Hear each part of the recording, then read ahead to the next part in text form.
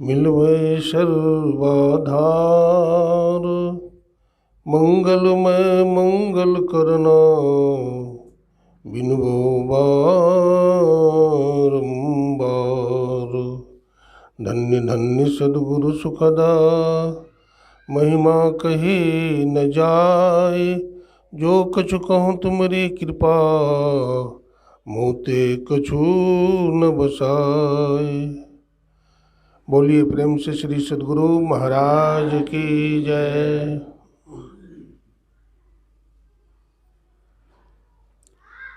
अव्यक्त रूप में अनंत श्री विभूषित परमाराध्य ब्रह्मलीन गुरुदेव के त्रैलोक पावन पाद पद्मों में कोटि कोटि नमन।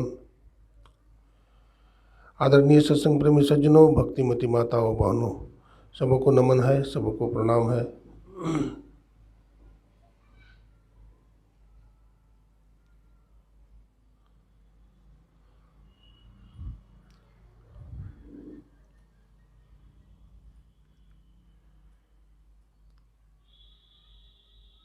संत कबीर साहब कहते हैं, रे मेरा मन तू किधर जाएगा? हमको संदेह है, तू किधर जाएगा? तू तो ईश्वर का अंश है, लेकिन ईश्वर के पास आएगा कि माया में जाकर के खो जाएगा कहीं? तू कहाँ जाएगा? हमको संदेह है। मोह का शहर, ये संसार मोह का शहर है। मोह ममता से भरा हुआ नगर है, और इस नगर में नर और नारी दो तरह का प्राणी है, दो तरह का जीव है, जो समस्त माया को उत्पन्न करता है। परमपिता परमात्मा ने सबसे पहले सृष्टि का सृजन किया तो मनु और शत्रुपा को पैदा किया, और संसार में जितना भी सृजन हुआ है, ये सृष्टि हुई है, सब मनु और शत्रुपा के संतान है।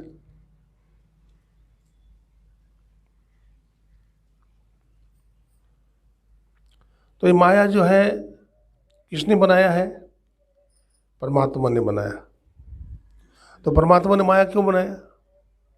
यदि कोई पूछे कि परमात्मा ने माया क्यों बनाया, तो परमात्मा की अपनी इच्छा, अपनी मौज से परमात्मा ने जीव को और जगत को, संसार को उत्पन्न किया।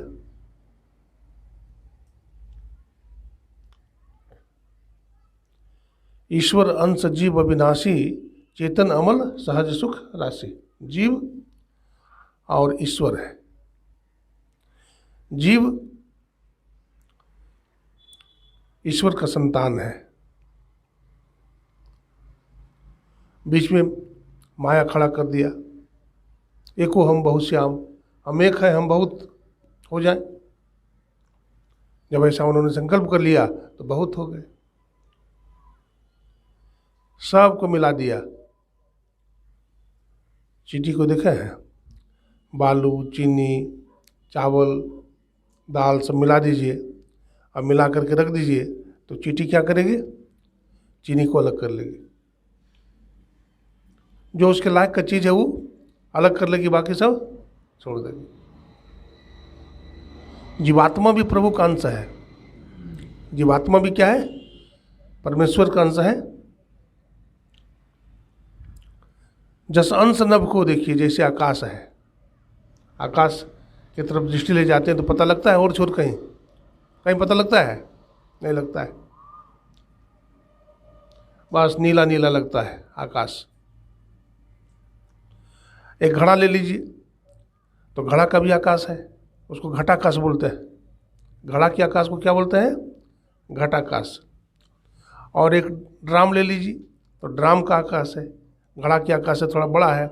और बड़ा ड्राम ले लीजिए तो उससे बड़ा आकाश है।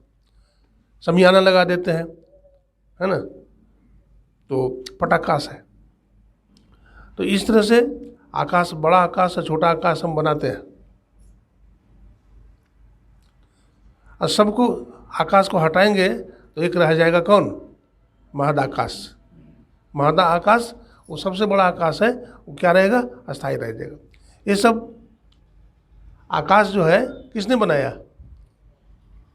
हमने बना दिया, है ना।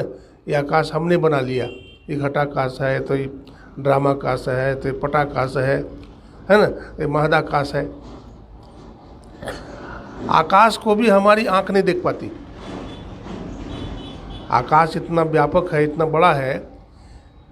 घड़ा के आकाश को तो हम देख लेंगे, ड्राम के आकाश को देख लेंगे, पटाकाश को भी हम देख लेंगे, लेकिन जो महदाकाश है उस महदाकाश को हमारी आंख नहीं देख सकती। तो उस महदाकाश को हमारी आंख नहीं देख सकती, तो आकाश से भी सूक्ष्म तो वो आत्मा है, और आत्मा से सूक्ष्म परमात्मा है, तो फिर परमात्मा को कैसे देख पाएगी आंख, है ना। इसलिए ईश्वर को हम आँख, कान, नाक, जीभ, त्वचा आदि इंद्रियों के द्वारा नहीं जान पाते हैं। ईश्वर को जानना चाहेंगे तो कैसे जानेंगे? आप अपना रूप कैसे देखते हैं? आप अपना चेहरा कैसे देखते हैं? आईना में देखते हैं। आईना के पास खड़े होते हैं तो अपना चेहरा देख लेते हैं। ठीक उसी प्रकार से ईश्वर को देखना चाहेंगे तो क्या करेंगे? आत्मा से, आत्मा रूपी दर्पण से परमात्मा का क्या होगा? दर्शन हो जाएगा। तो इसके लिए हमें क्या करना पड़ेगा? सब आवरण को हटाना पड़ेगा। घटपट तिहु के पार में साईं बसहि यंत्रे, जो मिलन को चाहता चटपट से करूँ संत संगरे। इसके लिए संत का संग करना पड़ेगा और अपने जीवन में शुद्धि लाना पड़ेगा। बिना शुद्धि का नहीं होगा। तन को शुद्ध रखना पड़ेगा, मन को शुद्ध रखना पड़ेगा और हृदय को पवित्र रखना पड़ेगा। सबका एक दूसरे से संबंध है। तन शुद्ध होगा तो मन शुद्ध होगा, अब मन शुद्ध होगा तो बुद्धि शुद्ध होगी, अब बुद्धि शुद्ध होगा तो आत्मा पवित्र हो जाएगा, जीवात्मा शुद्ध हो जाएगा, है ना। आत्मा तो पवित्र नहीं है, आत्मा क्या पवित्र होना है? जीव में विकार है, जीव में क्या है? विकार है, और जीव ही आवरण में है, घेरा में है, बंधन में है, और जीव को ही मुक्ति मिलनी है। इसके लिए गुरुदेव ने कहा घटतम प्रकाश व शब्द पटत्रय, जीव पर है छा रहे, कर दृष्टि अरुध्वनि जोग साधन, ये हटाना चाहिए। ये अंधकार की पट्टी, प्रकाश की पट्टी और शब्द की पट्टी, इन तीनों पट्टी को क्या करें? हटावें। इसी के लिए ध्यान भजन की जरूरत है, इसी के लिए सत्संग की जरूरत है। सत्संग करने से क्या लाभ मिलता है? कोई कहे कि कपड़ा धोने से क्या लाभ होता है? कपड़ा गंदा हो जाता है, पहनने लायक नहीं रहता, तो हम उसको साफ करते हैं साबुन से, सर्फ से। ठीक उसी प्रकार से हमारा मन गंदा हो गया है, तो इसको कौन सा साबुन से साफ करेंगे? सत्संग रूपी साबुन से और ध्यान रूपी साबुन से इसको साफ करेंगे। ऐसा मान सकते हैं सत्संग रूपी पानी है और ध्यान रूपी सत्संग रूपी क्या है? बोलिए। सत्संग रूपी पानी है और ध्यान रूपी साबुन है, ऐसा मान सकते हैं। कपड़ा साफ करने के लिए पानी की भी ज़रूरत है और साबुन की भी ज़रूरत है, और उसको पटकते हैं, फिर पत्थर पर पटकते हैं ना, पटकते हैं तो देखते हैं कैसा झाग निकलता है, काला काला निकलता है। ठीक उसी प्रकार से हम भी सत्संग करेंगे, ध्यान करेंगे तो काला काला दाग निकलेगा। पुराना जो विकार है, काम, क्रोध, लोभ, मोह, मद, मत्सर आदि, ये सब विकार क्या होंगे? सब खत्म हो जाएंगे और कपड़ा बिल्कुल क्या हो जाएगा? साफ हो जाएगा। धोबिया जल बीच मरत पियासा ना, कबीर साहब कहते हैं धोबी है और जले में रहता है, कपड़ा साफ कर रहा है और जल बीच मरत पियासा, और जल में पियासा मर रहा है। हम लोग भी ईश्वर के संतान हैं और बोलते हम अशांत हो गए हैं, हम परेशान हैं। क्यों परेशान हो भाई? ईश्वर का अंश है परमात्मा, तो फिर परेशान क्यों हो? हमारे अंदर विकार है, इन विकारों को हटाने के लिए ही हर तरह के सत्कर्म की जरूरत है। हमारे देश में बहुत बड़ा बड़ा यज्ञ होता है, नहीं होता है? भगवान राम ने अश्वमेध यज्ञ किया था, वाजपेयी यज्ञ भी किया था भगवान ने, भगवान कृष्ण ने भी किया था। सब राजा महाराजे जो प्राचीन काल में हुए वो सब करते थे। अभी भी बहुत सारे यज्ञ होता है, 108 कुंडलीय यज्ञ होता है ना। और बहुत तरह का जो पुत्रष्टि यज्ञ होता है लोग करते हैं, नारायण महायज्ञ करते हैं लोग, रुद्र महायज्ञ करते हैं, तो ये सबसे भी लाभ होता है।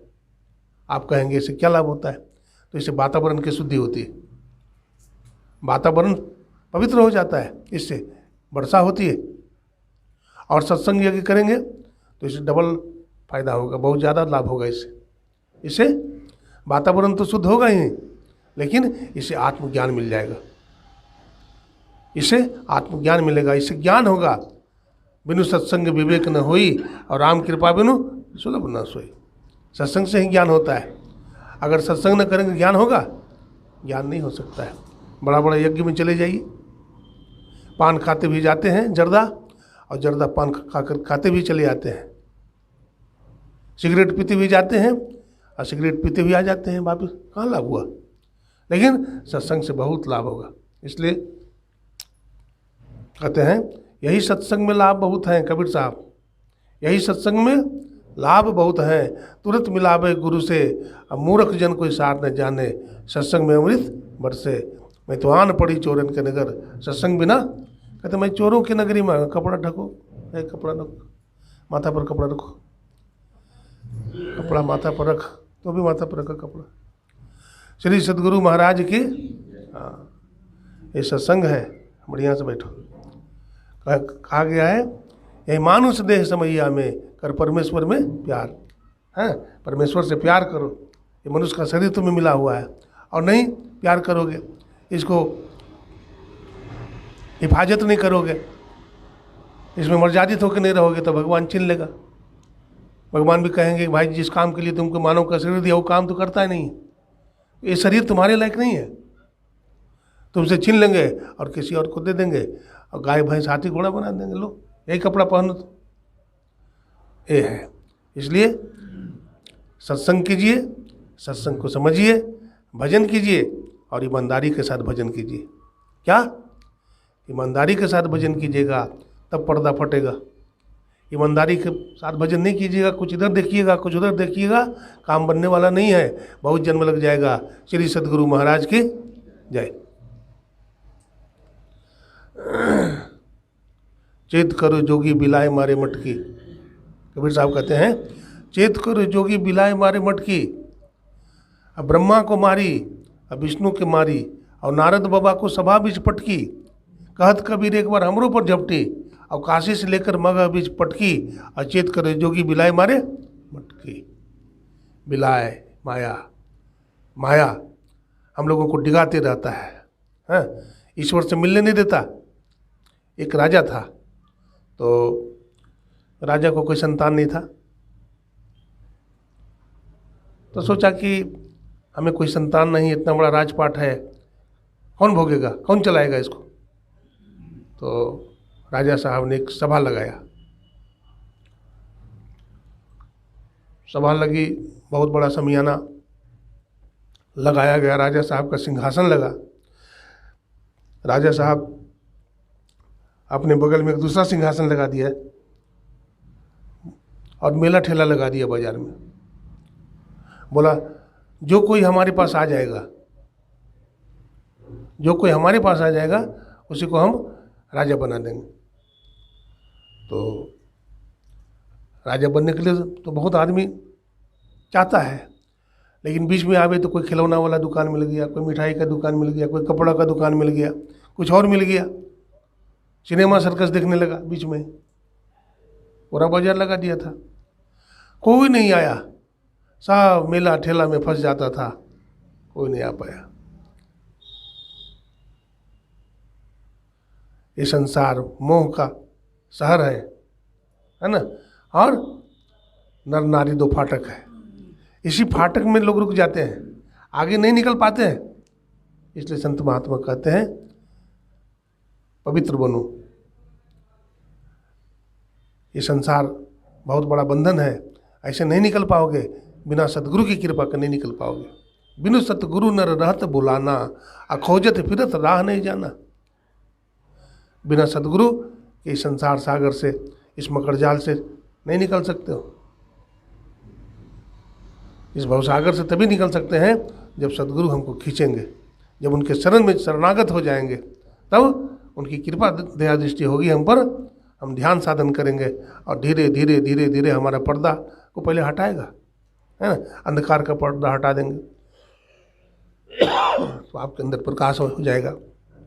अंधकार हटेगा तो प्रकाश का पर्दा आएगा। प्रकाश का पर्दा हटा लेंगे तो फिर शब्द का पर्दा आ जाएगा, और शब्द का पर्दा भी हट जाएगा तो निशब्द मंडल में चले जाएंगे, और निशब्द मंडल ही परमात्मा का नगर है ना। प्रभु के नगर में जा पहुंचोगे और आगे क्या है बोलो, हाँ, प्रभु के नगर में चले जाओगे, वहाँ बड़ा आनंद मिलेगा, वहाँ परम शांति मिलेगी।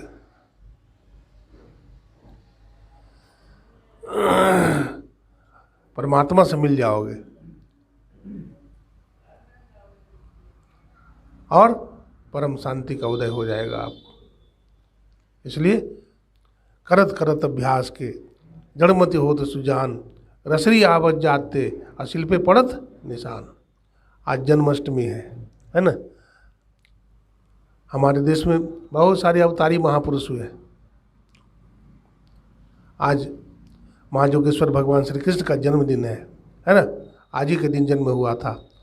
कितने बजे रात में बताइए तो? 12 बजे रात में। अंधेरी रात है ना। अंधेरी रात है। अंधेरी रात में भगवान कहाँ प्रकट हुए? जेल में। वसुदेव जी महाराज और माता देवकी को कंस ने जेल में बंद कर दिया है। अब बहुत कष्ट है जेल में। जेल में कोई सुख थोड़े है, शांति। बहुत कष्ट है जेल में। हम लोग भी जेल में बंद है। आप कहेंगे बाबा हम लोग कौन सा जेल में बंद है?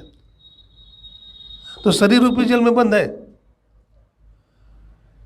शरीर रूपी जेल में हम लोग बंद हैं। अदर अब बंद है तो कैसे निकलेंगे? ऐसी जेल से कोई थोड़े निकल जाता है, निकालने वाला होता है। हाँ, कौन निकालेगा? सदगुरु निकालेंगे जेल से।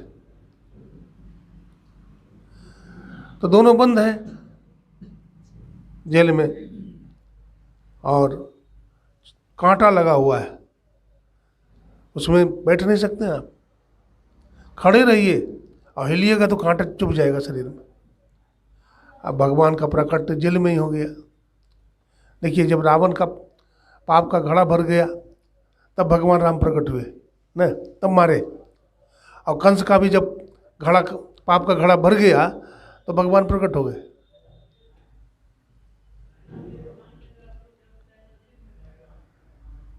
भगवान श्री कृष्ण का भाई था, क्या नाम था? मौसेरा भाई, क्या नाम था? हाँ, शिशुपाल। देखिए, याद है। संतोष बहन को याद है, बढ़िया से सुनती है सत्संग। हाँ, याद रखिए, शिशुपाल था। और भगवान कृष्ण का मौसेरा भाई था शायद। हाँ, संबंधी में था। तो जन्म उसका हुआ तो बड़ा हुआ तो ज्योतिषी ने देखा, बोला कि ये भगवान श्री कृष्ण के हाथ में मारा जाएगा। तो उसकी माँ गई लेके अपना बेटा को, बेटा कृष्ण, ये तुम्हारा भाई है, इसको मत मारना। हाँ, तो माँ कैसे मारूंगा मैं? बोला ज्योतिषी ने कहा है कि तुम्हारे हाथ से मरेगा ही, तो इसे माफ कर दे, हमारे सामने बोल दो। तो भगवान का तो अवतार इसीलिए हुआ है, दुष्ट को मारने के लिए। तो भगवान कैसे कहेंगे? धर्म की स्थापना के लिए भगवान जन्म लिए। भगवान झूठ थोड़े बोलेंगे। भगवान है, ठीक है माँ, 100 गलती करेगा तब तक माफ करेंगे, जब 100 गलती पार हो जाएगा तब मार डालूंगा। तो उसकी माँ भी आ गई बुलावा में कि 100 गलती करेगा तब नहीं मारेंगे। अरे 1 गलती करेगा, 2 गलती करेगा, 5 करेगा, 10 करेगा, 100 गलती थोड़े कर देगा। और वो तो गलती का पुतला ही था। जीव गलती का पुतला है, शिशुपाल जीव है, ये गलती नहीं करता है, ये हजारों को भी पार कर जाता है। ठीक है, इसलिए मारा जाता है, इसलिए उसकी मृत्यु होती है। 99 गलती कर दिया, भगवान ने कहा सावधान, अब गलती मत करना। फिर गलती कर दिया, भगवान ने सुदर्शन चक्र चला दिया और राम नाम सत्य हो गया।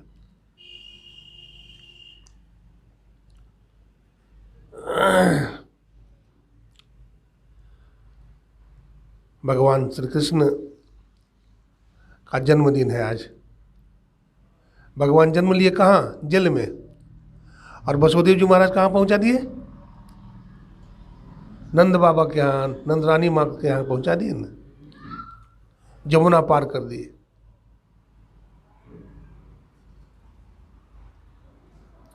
और जैसे ही वसुदेव जी महाराज भगवान को उठाते हैं टोकरी में, माथा पर रखते हैं, फाटक बंद था ना, और फाटक खुल गया। अच्छा, फाटक क्यों खुला? क्योंकि भगवान ने को उन्होंने अपने माथा पर बैठाया।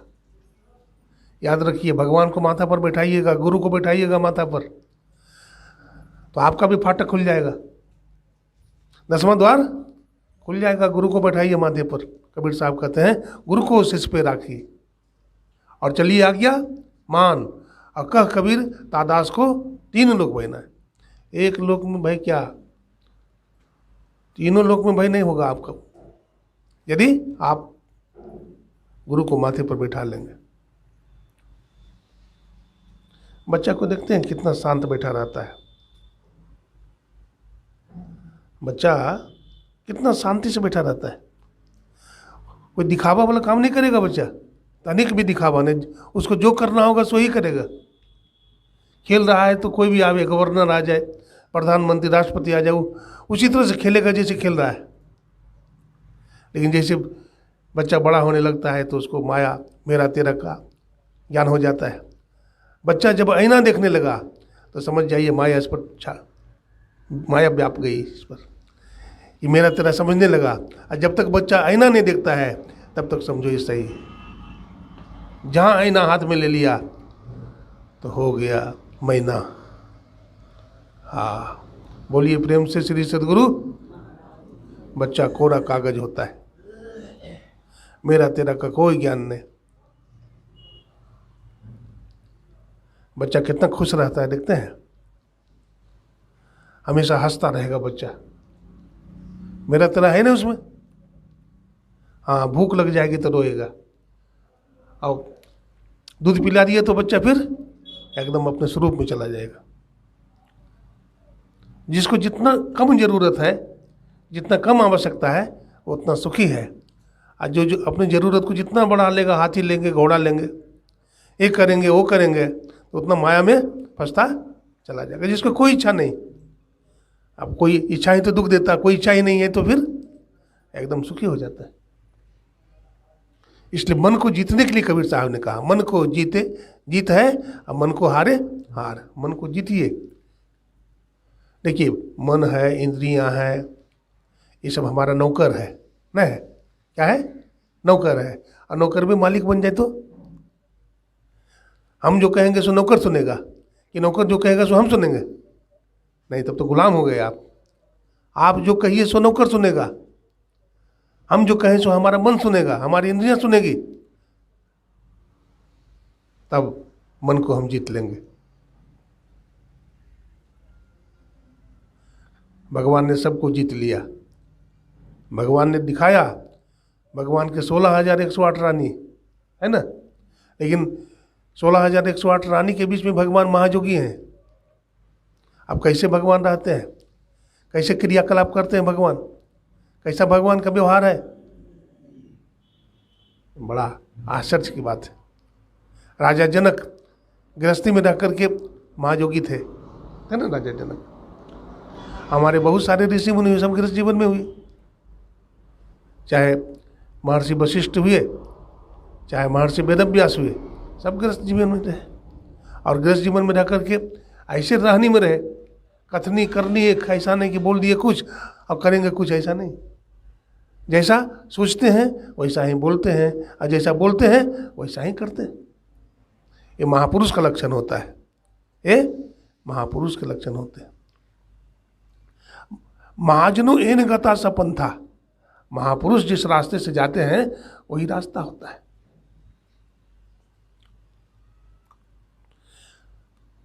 तो भगवान श्री कृष्ण 16,108 रानी है। एक बार देवर्षि नारद पहुंच गए दर्शन करने के लिए भगवान कृष्ण का। तो भगवान तो माया जाल में फंसे हैं, बहुत लंबा चौड़ा परिवार है। नारद बाबा मिले तो भगवान कृष्ण को प्रणाम करते हैं। भगवान कृष्ण भी आदर देते हैं, सन्यासी हैं नारद बाबा, बैठने के लिए ऊंचा आसन दिया। और भगवान रानियों के समय नीचे बैठे। सब रानी आई, नारद बाबा को प्रणाम किया। नारद बाबा ने आशीर्वाद दिया। नारद बाबा बोले अब चलेंगे। बोले नहीं, 1-2 दिन रहो। नारद जी आए हो, 1-2 दिन रहो। तो रह गए भगवान की बात मान करके। तो मन में सोचा कि तो महाग्रस्त है, इतनी रानियां हैं, इतने नाती है, इतना पोता है, इतना बेटे हैं, ये कैसे भजन करता होगा, मन में आया। तो नारद बाबा रात में खाए पिए, सत्संग भजन किए, सो गए। अब सवेरे नारद बाबा उठते हैं तो सोचते हैं सब तो सोया हुआ होगा। तो कमरा में झाँक करके देखते हैं तो भगवान श्री कृष्ण ध्यानस्थ हैं, बैठे हुए हैं। पानी पानी हो गया। बोले वाह, मैं तो सोचा था ये गृहस्थ है, ये तो सोया हुआ होगा, लेकिन ये हमसे ही पहले उठ करके स्नान आदि करके भजन में बैठा हुआ है। ऐसे थे भगवान श्री कृष्ण, महायोगी है ना। गृहस्थ में रहना कोई गलत नहीं है, गृहस्थ में रहिए, लेकिन ऋषि बन करके रहिए।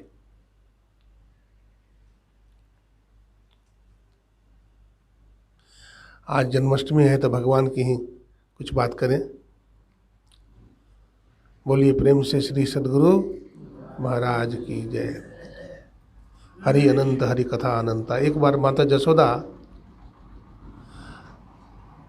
और इधर से माता कौशल्या, अंतर कथा के आधार पर दोनों पहुंचते हैं गंगा जी में स्नान करने के लिए।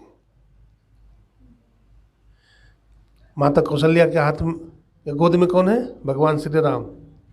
और माता जसोदा के गोद में कौन है? श्री कृष्ण भगवान। अब दोनों मैया स्नान करने लगती है और दोनों लाला को छोड़ देती है। श्री कृष्ण को लड्डू पसंद है, मेवा के लड्डू। उनके हाथ में मेवा के लड्डू है और भगवान राम के हाथ में क्या है? मालपुआ। दोनों खा रहे हैं, खेल रहे हैं। अब खेलते खेलते भगवान ने ऐसी माया किया, देखिए दोनों का शरीर तो एक ही जैसा है। भगवान राम भी सांवले हैं, भगवान श्री कृष्ण भी सांवला रंग के, कोई अंतर नहीं है, थोड़ा सा अंतर है। भगवान श्री कृष्ण का शरीर और भगवान श्री राम के शरीर में कोई अंतर नहीं, थोड़ा सा अंतर, दोनों सांवले हैं, लेकिन थोड़ा सा अंतर है। वो क्या अंतर है? भगवान राम के हाथ में क्या है? मालपुआ। और भगवान श्री कृष्ण के हाथ में क्या है? लड्डू, मेवे की लड्डू। अब दोनों बालक क्या करते हैं? अपना अपना मिठाई बदल लेते हैं। तो राम जी के हाथ में क्या हो गया? लड्डू। अब भगवान श्री कृष्ण के हाथ में मालपुआ। दोनों भगवान का पता कब चलता है? भगवान श्री राम खड़े होते हैं तो सीधे, अब भगवान श्री कृष्ण खड़े होते हैं तो टेढ़े। नहीं, हाँ, भगवान श्री कृष्ण जब भी खड़े होंगे तब टेढ़े। वेणु वन है वृंदावन में, वहाँ दर्शन करने गए थे तो वहाँ का सारा गाछ भी टेढ़ा मेढ़ा है, वहाँ का एक गाछ भी सीधा नहीं है। बड़ा आश्चर्य होता है कि यहाँ का सब गाछ टेढ़ा मेढ़ा क्यों है। मैंने पूछा एक महात्मा से, तो बोला बाबा ये भगवान की मौज है, क्या कहेंगे, इसमें एक गाछ भी सीधा नहीं है, सब टेढ़ा है। मैं बहुत जगह देखा, इधर उधर घूम घाम करके एक भी सीधा गाछ नहीं दिखाई पड़ा, सब टेढ़ा। कुंज वन है, वेणु वन है, कौन वन है, कितने वन है वहाँ। तो बतलाते हैं भगवान ने मिठाई बदल लिया। श्री राम के हाथ में क्या है? मालपुआ। अब भगवान श्री कृष्ण के हाथ में क्या है? मेवा के लड्डू। बदल लिया। माता जसोदा और माता कौशल्या आती है और उठा लिया दोनों अपने बच्चा को। गलती हो गई उठाने में, है ना। माता कौशल्या उठा लिया भगवान श्री कृष्ण को, हाँ, और माता जसोदा उठा लिया भगवान श्री राम को। अब चले गए अपने घर। अपने घर गए तो भोजन वोजन बनाएगी, तो भोजन बनाने लगी दोनों। इधर जो माता कौशल्या के श्री राम हैं पुत्र, देखते हैं आज क्या बात है, आज बड़ा चंचल है। राम तो बहुत सीधा साधा था, आज इतना चंचल कैसे हो गया। रसोई में घुस गया, माँ का हाथ पकड़ लिया, माँ भूख लगी है, माँ भूख लगी है। राम तो ऐसा नहीं करता था। राम को तो जहाँ बैठा देते थे बैठा रहता था, जो कुछ खिलाते थे तब खाता था। आज बेटा बहुत चंचल हो गया है, लगता है नजर तो नहीं लग गया है। और इधर माता जसोदा देखती, अरे हमारा कन्हैया आज तो लगता है भोले भंडारी बना हुआ है, इतना सीधा कैसे हो गया है। और वहाँ तो दोनों बच्चा कहीं बदली हो गया। भगवान शंकर आते हैं और भगवान शंकर दोनों का दर्शन करते हैं, बोलते बाबा नज़र लग गया है, झाड़ दीजिए। तो नज़र क्या लगेगी। भगवान शिव ने क्या किया, उनके हाथ में जो, किनके हाथ में, भगवान श्री कृष्ण के हाथ में जो मालपुआ था वो ले लिया और उनके हाथ में दे दिया, और इनके हाथ में जो लड्डू था वो बदल दिया। हाँ, बस दोनों अपने बच्चा को समझ पहचान ली, दोनों का नजर उतर गया। तो जग में सुंदर है दो नाम, चाहे कृष्ण कहो या राम। तो आज महाजोगेश्वर भगवान श्री कृष्ण का जन्मदिन है ना। और पूरे संपूर्ण भारतवर्ष में ये जन्माष्टमी पर्व बहुत धूमधाम के साथ मनाया जाता है। खास करके वृंदावन में तो मत कहिए, वृंदावन मथुरा में बहुत ज़्यादा आज खुशहाली मनाई जा रही है। भगवान का पावन जन्म दिवस मनाया जा रहा है।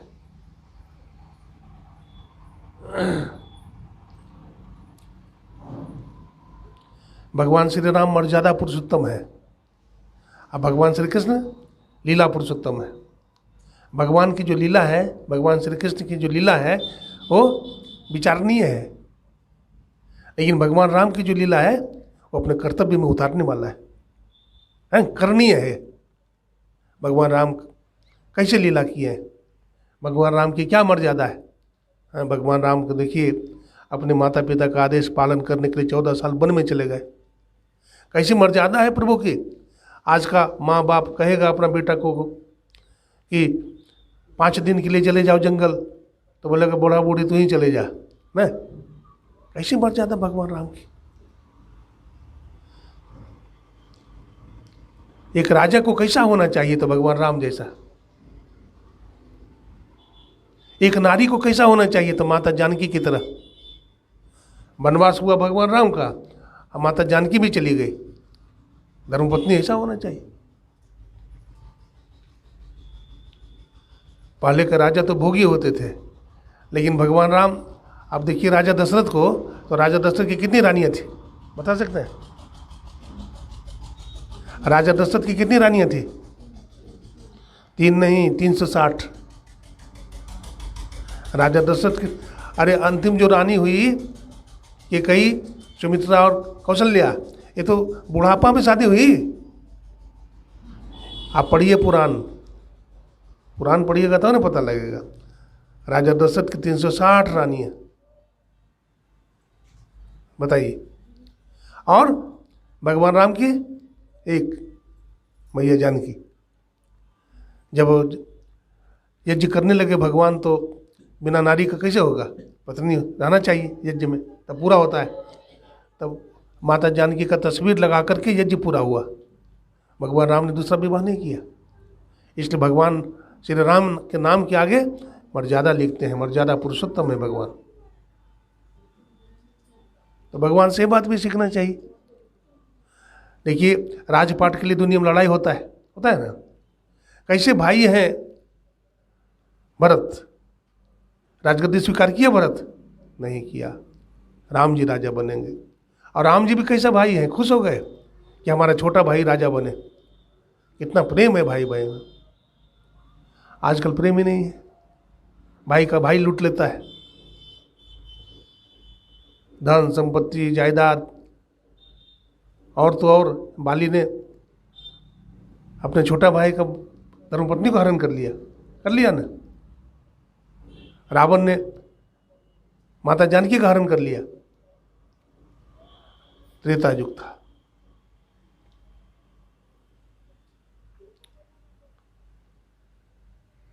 ये सब पाप ताप कब होते हैं, जब धर्म का ज्ञान नहीं होता है, जब सत्संग नहीं होगा तो यही सब होगा। इसलिए संत महात्मा कहते हैं सत्संग करो। सत्संग करोगे तो नित्य वस्तु क्या है, अनित्य वस्तु क्या है, इसका ज्ञान हो जाएगा। इसलिए वेद में आया है नित्य अनित्य वस्तु विवेक। नित्य वस्तु क्या है और अनित्य वस्तु क्या है, इसको पहचानो। नित्य वस्तु क्या है संसार में, बताइए क्या है नित्य वस्तु? शरीर, धन, मकान, दुकान, भाई बंधु, क्या नित्य है बोलिए? आत्मा। आत्मा क्या है? नित्य है। आत्मा कहें या परमात्मा कहिए, वो नित्य है। शरीर नष्ट हो जाएगा, बूढ़ा हो जाएगा, मर जाएगा, हाँ नष्ट हो जाएगा, लेकिन शरीर के भीतर जो जीव है वो मरता है? वो नहीं मरता है। अपने कर्म के हिसाब से वो पुनः जन्म ले लेता है। इसलिए हम जैसा कर्म करते हैं हमको वैसा जोनी मिल जाता है।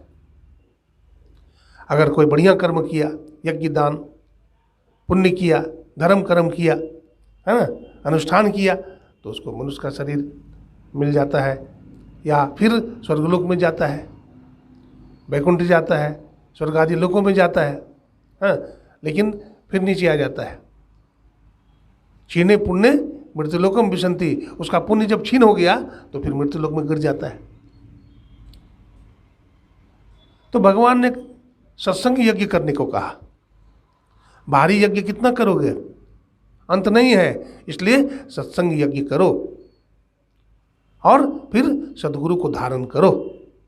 बिना गुरु का ज्ञान नहीं हो सकता है। होगा, भगवान को ही ज्ञान भी नहीं हुआ तो हम लोग को क्या होगा? भगवान राम को ज्ञान हुआ बिना गुरु के बिना? भगवान श्री कृष्ण भी गुरुकुल में पढ़े, संदीपन मुनि के छत्र छाया में पढ़े ना। सब वेद शास्त्र संसार परमार्थ का ज्ञान हो गया।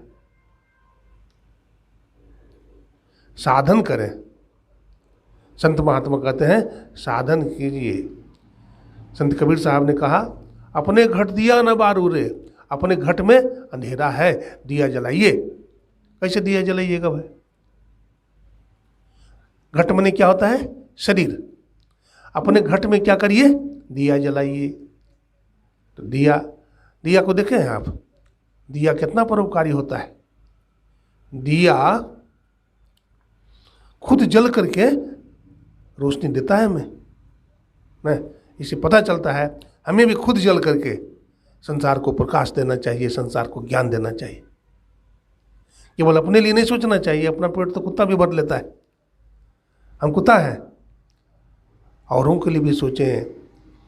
शेर देखते हैं खाता है तो औरों के लिए छोड़ देता है, नहीं? जानवर भी हमको शिक्षा देता है। शेर शिकार खेलेगा, वहाँ कोई दूसरा जानवर रहता है तो उसके लिए छोड़ देता है। हम अपना पेट भरने में लगे रहते हैं। जानवर से भी सीखें। इसलिए भर्तृहरि जी कहा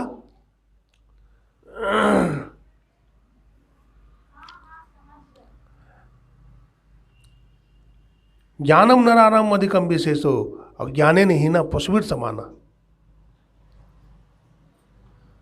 अगर ज्ञान से हीन है तो पशु है, हाँ?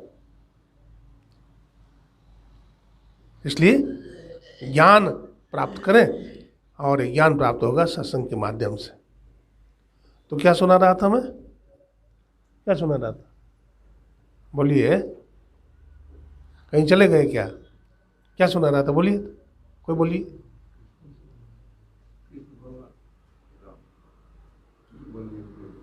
कबीर साहब की वाणी सुना रहा था। अपने घट दिया न बारू रे, अपने घट में दिया जलाइए। तो दिया कैसे जलेगा? कबीर साहब दिया जलाने के लिए कह रहे हैं। कहाँ? बाहर में? कहते नहीं, अब आपके भीतर में दिया कैसे जलेगा? कहते हैं नाम का तेल। अगर दिया जलाना हो तो नाम रूपी तेल चाहिए। ये दिया जल रहा है ना, तो तेल जो है वो नाम रूपी तेल है। भगवान का नाम जपते हैं, राम राम, शिव शिव, कृष्ण कृष्ण, है? ये नाम रूपी क्या है? तेल है। और सूरत की बाती, इसमें जो बत्ती लगी हुई है ये सूरत रूपी बत्ती। सूरत किसको कहते हैं?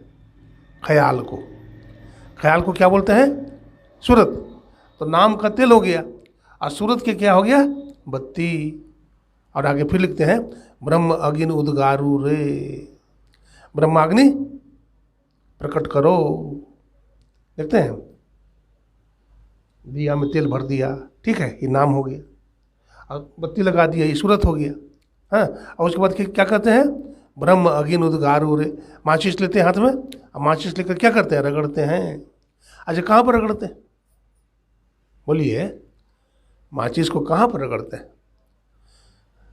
तो तिल्ली निकाल लेते हैं और खोल में रगड़ते हैं। खोल होता है ना माचिस का, और खोल में भी जहाँ मसाला लगा हुआ है, जहाँ पर मसाला लगा हुआ है वहीं रगड़ते हैं। जहाँ मसाला नहीं है वहाँ रगड़ेंगे तो जलेगा ही नहीं, चाहे काठी टूट जाए। तो जहाँ मसाला लगा हुआ, मसाला कहाँ लगा हुआ है, 10वां द्वार में। 10वां द्वार में क्या लगा हुआ है, आज्ञा चक्र में मसाला लगा हुआ है। बाईं आँख और दाहिनी आँख, ये दोनों आँख जो है ना, इड़ा भगवती गंगा और पिंगला यमुना नदी, और इड़ा पिंगलयोर मध्य सुषुम्ना च सरस्वती। तो इड़ा और पिंगला जो नाड़ी जो है, ये दोनों जाकर के सटता है अंदर में, घर्षण होता है।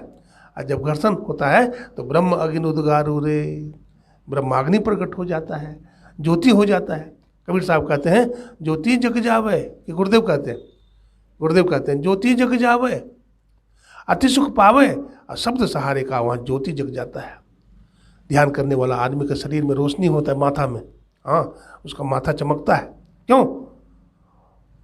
वो क्रिया को करता है, वो प्रकाश को प्राप्त कर लेता है, इसलिए उसका ललाट सूरज की भांति चमकीला हो जाता है, उसका पूरा शरीर चमकीला हो जाता है।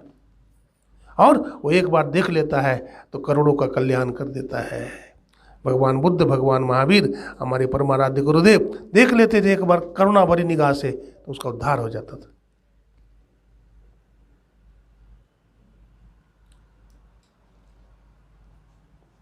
शब्द सहारे का है, रोशनी होने के बाद फिर शब्द आता है, झिंगुर की आवाज़ आएगा, शहनाई की आवाज़ आएगी, शंख की आवाज़ आएगी, भेरी की आवाज़ आएगी, मृदंग की आवाज़ आएगी, और अंदर में शब्द सुनते सुनते सुनते सुनते, जैसे हिरन होता है ना, हिरन बांसुरी की आवाज़ सुन करके मात जाता है, सुधि बुद्धि खो देता है। ठीक उसी प्रकार से साधक जो होता है, जो ध्यान भजन करता है, वो ध्यान करते करते करते करते एक दिन उसकी सूरत जो है लीन हो जाती है। सूरत सबको संभालिए, संभाल सखी सूरती फूटे न गगरी। पलटू साहब कहते हैं अपनी सूरत को क्या करिए, संभालिए। माता बहनें देखते हैं पानी भरने जाती है ना गाँव में, खास करके ये हरियाणा में दृश्य बहुत देखने को मिलता है, राजस्थान में, बिहार में भी, झारखंड में भी माता बहनें जाती है, घड़ा, कई घड़ा लेकर के जाती है, पानी भर लेती है, घड़ा के ऊपर घड़ा, घड़ा के ऊपर घड़ा ला रही है, और अपने सहेली से बात भी करती जाती है। अब घड़ा गिरता है, नीचे नहीं गिरता, क्यों? सूरत लगा हुआ है घड़ा में, गिरेगा कैसे? पलटू साहब कहते हैं दुनिया वाले लोगों, ठीक उसी तरह से दुनिया का भी काम करो, मन को परमात्मा में रखो, और तन से क्या करो, संसार का काम करो। तन से संसार का काम करो और मन को परमात्मा में रखो। रामकृष्ण परमहंस ने कहा माता बहनें कटहल काटती है तो क्या करती है, हाथ में सरसों का तेल लगा लेती है। क्यों लगाती? इसलिए लगाती है कि कटहल का दूध उसमें नहीं लगेगा, ऐसे चिपक जाएगा, तेल चिपकने नहीं देगा, इसलिए सरसों का तेल लगा करके, यानी हृदय को भगवत भक्ति से तर करके फिर दुनिया का काम करो तो दुनिया का बंधन नहीं लगेगा, दुनिया का दाग इसमें नहीं लगेगा। निष्काम भाव से संसार का कर्म करना चाहिए।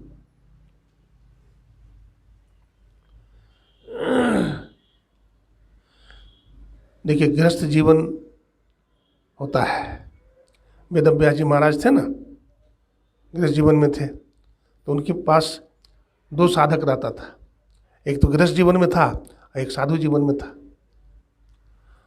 तो जो साधु जीवन में था उसके मन में अहंकार था कि हम इससे बड़े हैं, हम इससे श्रेष्ठ हैं। तो वेदव्यास जी तो अंतर्यामी थे, वो तो सब समझते थे।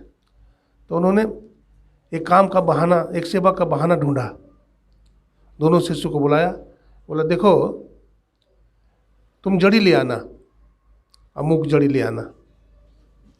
और दूसरा जो गृहस्थ था उसको कहा तुम एक बोझा लकड़ काट के लाना। अब दोनों से सारा है, जो जड़ी लाया वो तो जल्दी खोज करके आ गया, और जो लकड़ी काट रहा है उसको समय लगा। लकड़ी काट करके सिर पर रख करके आ रहा है, धीरे धीरे धीरे धीरे धीरे आ रहा है।